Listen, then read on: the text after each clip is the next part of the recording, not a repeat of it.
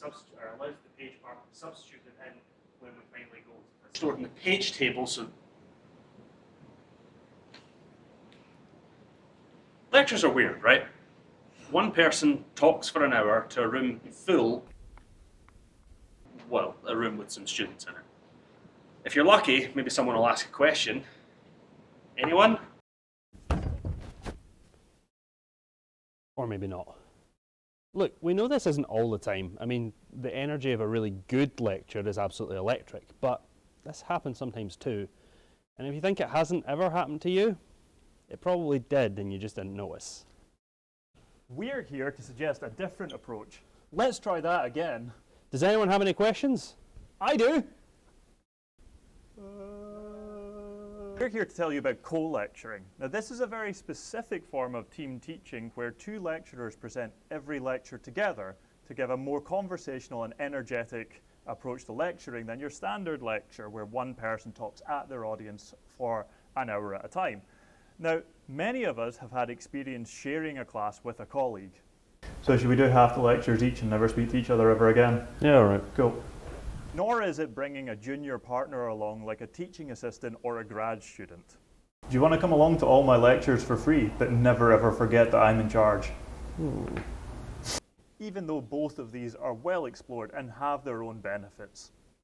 We're really talking about a partnership between equals, where both lecturers are the main lecturer. Oh, David, I bet you wish you had co-lecturing in your day.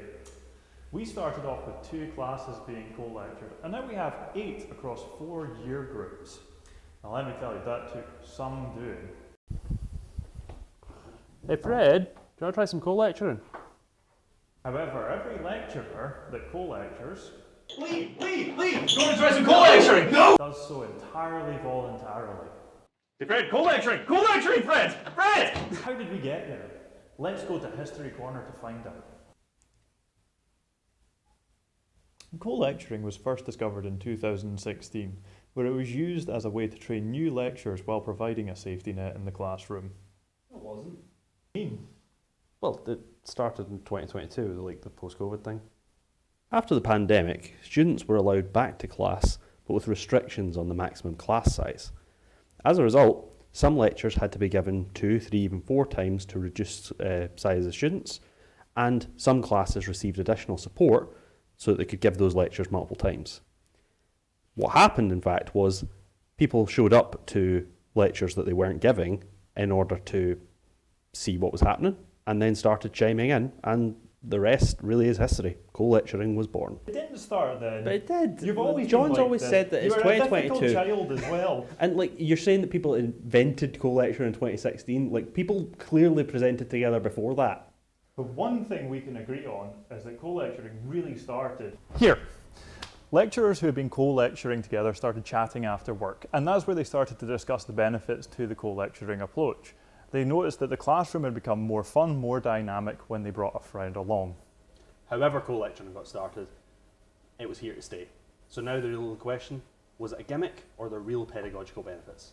So, we had the desire to co-lecture and the suspicion that it might be beneficial, but what did we do next? We decided to apply it mostly to live coding. Live coding is an example of the cognitive apprenticeship style of teaching, where the teacher takes the role of a master and goes through the process of solving a problem while sharing the thought process with the student who is acting as the apprentice. It's a great way of learning practical skills like programming because you get to see the whole process of problem solving, designing a solution, implementing a solution, and you also get to see the master make mistakes, which shows the students that it's okay to make those mistakes too. However, it's not a perfect approach. The cognitive apprenticeship has known problems when applied to live programming. For example, it can be difficult for students to understand what the master is saying while also taking notes that mean something during the lecture. And also, we're all liable to a little bit of expert blindness where we skip something that we think is easy, but the students don't see it like that. We believed that co-lecturing might ameliorate some of these problems by having 2 sets of lecturers. One can present a solution, another can present a different perspective, and if one lecturer spots that a critical step has been missed out, they can point that out to the students. We also thought that it would let us bring the later stages of the cognitive apprenticeship model into the lecture theatre. A big part of the cognitive apprenticeship is that tapering off of support. The student goes on to implement their own solutions to their own problems with gradually less and less scaffolding from the master. This is obviously hard to do in a lecture generally, but if you have two lecturers, one can act as a sort of simulated apprentice and gradually control shifts from one lecturer to the other as the apprentice learns. So, this is our theory. We decided we would implement this in 2 classes in our undergraduate curriculum, both of which had been previously indicated as very difficult and very unpopular with students. One a C programming class and one a Haskell programming class. How did it turn out? So, we restructured our C and Haskell programming classes around the cognitive apprenticeship model. Every week we would bring a new problem to class, we'd do all the design work live, and we write the code to solve the problem for the students. And we co-lectured these classes. This had a lot of benefits. It let us sometimes have 2 masters, sometimes a master and having the other co-lecturer act as a sort of stooge apprentice, which let us get frequently asked questions into the class. It seemed really obvious that the students liked it and there were some benefits to this approach, so we decided to carry out a study. Yeah, and this study found that students were really passionately in support of co-lecturing, particularly when combined with live programming. They mentioned things like multiple perspectives, so having the perspectives of multiple lecturers there to explain problems from different ways was really helpful for their understanding. They mentioned just being more engaged. The simple change of voice between one lecturer and another was enough to keep them ticking over. And, possibly most importantly, they mentioned that it brought a conversational tone to the lecture. So instead of having one lecturer talk at them for an hour, they were participating in a conversation rather than a lecture. Despite these promising results, we realised that the study did have some flaws baked right in. For one, both of these classes targeted the same year group, second year undergraduates. And for another, we had sort of inadvertently focused too much on the cognitive apprenticeship and co-lecturing together, combining them into one mass that couldn't be disentangled from the data. So it became obvious we needed to do another study, carrying out again across more year groups, and which created a clearer divide between cognitive apprenticeship and co-lecturing to identify the benefits of the one or the other. Yes. So we sent out a survey to 4 year groups, so around about 600 students. 122 of them responded. Our survey asked them about classes which use cognitive apprenticeship model to deliver their material, classes which use co-lecturing as a way to deliver theirs, and classes that use the combination of the two to try and get their perspectives. When we carried out this study, 8 classes were using some form of co-lecturing, and that covered topics from things like digital logic, discrete mathematics, proofs and logic, all the way through to dependently typed functional programming, so a wide spread of topics. So, on a sample of 122 students who had at least some idea what cognitive apprenticeship was, 94% of them reported that they strongly agreed or somewhat agreed that it improved their experience of the class. 89% agreed that it improved their engagement of the class, again that's including the stronglies and the somewhat agrees, and 85% said it improved their understanding of the class. It's important to remember that these are self-reported, they're not measured against learning outcomes, but it seems to be promising data. We then asked students about classes which used a co-lecturing model to present their material. So again, here results were highly positive, 93% students agreeing to at least some extent that classes which use co-lecturing as a delivery mechanism improved their experiences, 89% agreed that it improved engagement, and 85% agreed that it improved their understanding. That's a little bit less than the cognitive apprenticeship model, but still very positive results for co-lecturing.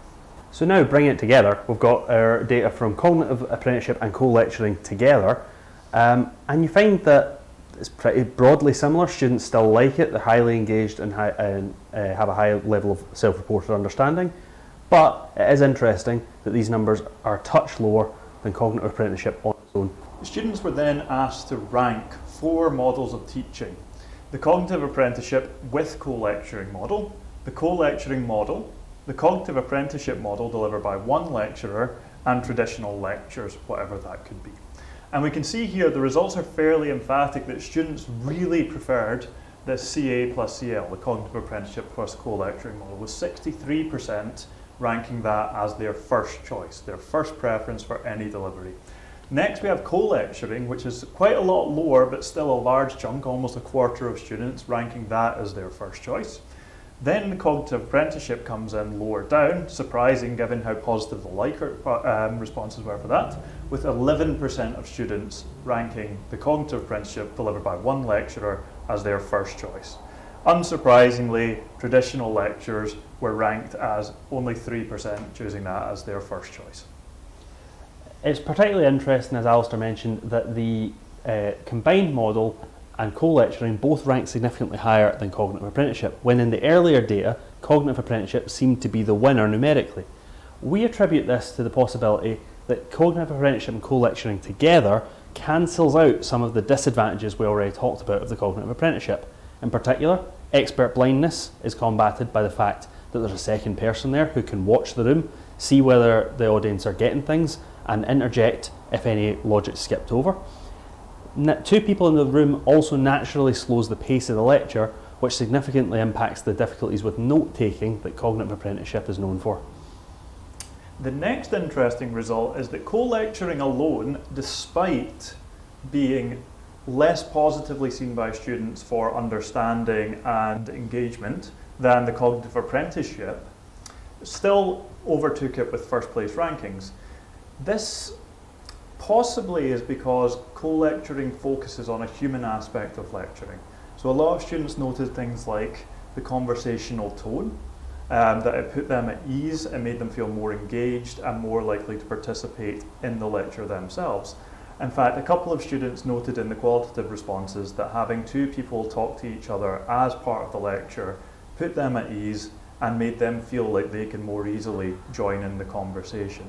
So what it seems to be is that even though the cognitive apprenticeship model improves students' self-reported understanding, students value engagement and the human aspect of lectures more. We should also note that where we've shown here the first place rankings, which is the things that students, or the split of first places that as students submitted, there's also more data in the full paper which shows which models the students rated as their second, third and fourth favourites, and it really does follow this exact same pattern. So in addition to our very positive Likert data, we also managed to now identify some advantages that were specific to co-lecturing as opposed to being tied to cognitive apprenticeship. One of them, which goes away to explaining the positivity, was that live programming is apparently very well suited to co-lecturing. We intuited this, but it's nice to have the data to back it up. Another is that the conversational tone was very popular with students. It empowered them to ask questions more easily and just made the lectures more fun, which is really valuable. Finally, some lecturers used multiple roles within their delivery style, where one lecturer might perhaps play the smarter of the two, one might play the happier of the two, the funny one. The possibilities are really endless, and this seems to be an avenue for further exploration. As well as all these benefits, we did note some drawbacks to co-lecturing, and those were things that you might expect, like chaotic delivery from multiple voices speaking over each other, or having a preferred lecturer so that when the other lecturer takes over, students are less happy.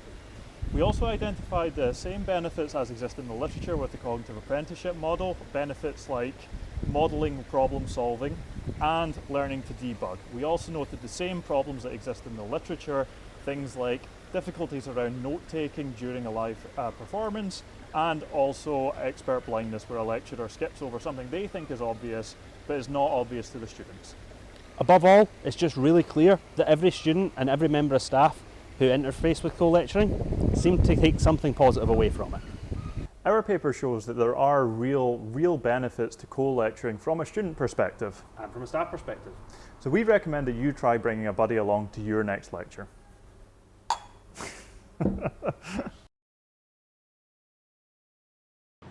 Red! Red! Stop lecturing, Fred!